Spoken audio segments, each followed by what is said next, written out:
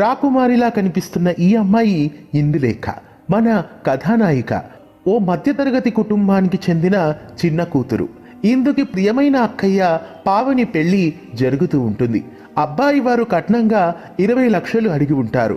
ప్రస్తుతం వీళ్ళు 10 లక్షలు మాత్రమే ఏర్పాటు చేసి ఉంటారు. మిగిలిన 10 లక్షలకు షాపు తాలూకా పత్రాలను ఇవ్వాలని నిర్ణయించుకుంటారు. ఇంట్లో తల్లిదండ్రులకు మేనత్తకు తెలియకుండా ఇందు కాబోయే బావగారితో పత్రాలు చూపించి కట్నం లేకుండా మాట్లాడాలని అనుకుంటుంది. షాప్ తాలూకా పత్రాలను చేత పట్టుకొని ఇంటి నుండి అక్కకు మాత్రం చెప్పి బయలుదేరి వెళ్ళిపోతుంది ఇందు. దారిలో సిగ్నల్ దగ్గర ఇందును పెళ్లి పీటల మీద నుండి పారిపోయి వస్తున్నావా అమ్మాయి అని అడుగుతారు. లేదండి, డ్రామా కాంపిటీషన్ కోసం రాకుమారి వేషం వేయాల్సి వచ్చింది అని చెబుతుంది. మరి రాకుమారుడు ఎక్కడా అని ఎదురుగా ఉన్న పిల్లవాడు అడుగుతాడు. అంతలో హెలికాప్టర్ నుండి దిగుతాడు మన కథలోని రాకుమారుడు. ఇతడే అర్జున్ సింహరాయుడు.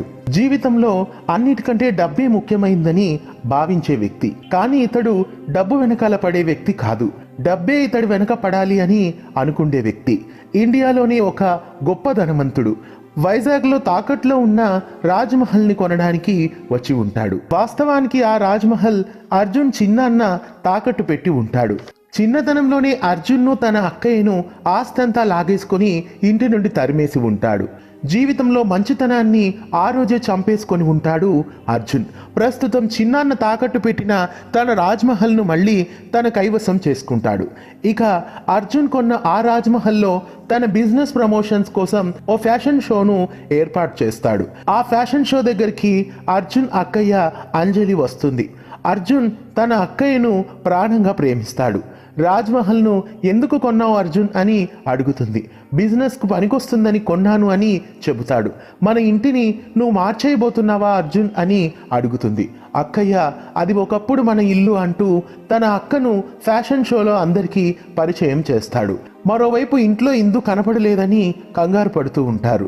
షాపు పత్రాలు కూడా కనిపించకుండా పోయాయని ఆలోచిస్తూ ఉంటారు. ఇక పొరపాటుగా ఇందు మరో చోటుకి వెళ్లాల్సింది పోయి అర్జున్ ఫ్యాషన్ షోలోకి వచ్చేస్తుంది. ఆ సమయానికి ఓ మోడల్ ఇంకా రాలేదని కంగారు పడుతూ ఉంటారు. ఇందుని ఎదురుగా చూడగానే తనే ఆ మోడల్ అనుకొని స్టేజ్ మీదకి హడావిడిగా నెడతారు. ఇందు అర్జున్ సింహరాజు చేతుల మీద పడుతుంది. ఏమాత్రం తన వేషభాషలకు సంస్కృతికి సంబంధం లేని వ్యక్తుల మధ్య ఇరుక్కుపోతుంది ఇందు. ఇక్కడ నుండి ఎలా బయటపడాలి అని కంగారు పడుతూ ఉంటుంది ఇందు. ఇందుని చూసి అర్జున్ అనవసరంగా ప్రోగ్రాం మధ్యకు వచ్చి డిస్టర్బ్ చేయడానికి వచ్చిందని భావిస్తాడు అర్జున్. తనను తీసుకెళ్లి ఓ గదిలో బంధిస్తాడు. షో డిస్టర్బ్ చేయడానికి నువ్వు ఎంత డబ్బులు తీసుకున్నావు అని అర్జున్ ఇందును నిందిస్తాడు. అలాంటిదేం లేదండి, దయచేసి నన్ను పంపించండి, అక్కయ్య పెళ్లి జరుగుతోంది అని వేడుకుంటుంది. నేను పొరపాటుగానే ఈ షోలోకి వచ్చాను అంటూ ప్రాధేయపడుతుంది. నేను వెళ్ళకపోతే మా అక్కయ్య పెళ్లి ఆగిపోతుంది అని బ్రతిమిలాడుతుంది. ఆగిపోతే ఏంటి, నీలాంటి అమ్మాయిలకు ఒకడు పోతే ఇంకొకటిని వెతుక్కుంటారు అని అంటాడు అర్జున్. మీరు చాలా దారుణంగా మాట్లాడుతున్నారు, ఎవరు మీరు అంటుంది ఇందు. మా అక్కయ్య గురించి కూడా తప్పుగా మాట్లాడారు, నేను ఇలాగే మాట్లాడితే మీ అక్కయ్య పెళ్లి ఆగిపోతుందంటే మీరు ఊరుకుంటారా అని అంటుంది ఇందు. సహనాన్ని పరీక్షించకండి, దయచేసి నన్ను వెళ్ళనివ్వండి అని బయలుదేరి వెళ్తూ ఉంటుంది ఇందు. గట్టిగా ఇందు చేయి పట్టుకొని లాగి అర్జున్ తన డ్రెస్సుని చింపుతాడు. ఏడుస్తూ అక్కడి నుండి పారిపోతుంది ఇందు. షాపు పత్రాలు లేనందువలన ఇటువైపు పావని పెళ్లి ఆగిపోయి ఉంటుంది. పెళ్లి వాళ్ళంతా ఇంటి నుండి వెళ్ళిపోయి ఉంటారు. ఇందు ఎక్కడికో వెళ్ళిపోయిందని కంగారు పడుతూ ఉంటారు ఇంటి వాళ్ళు. అంతలో ఇందు ఇంటికి వస్తుంది. ఈ సిగ్గులేని దానివల్లే తన అక్కయ్య పెళ్లి ఆగిపోయిందని బంధువులంతా నిందిస్తారు. షాపు పత్రాలను తీసుకొని ఎక్కడికి వెళ్ళావే, పెళ్లి చెడగొట్టడానికే వెళ్ళావు కదా అంటుంది మేనత్త మధుమతి. ఏం జరిగిందమ్మా అని అడుగుతాడు ఇందు తండ్రి.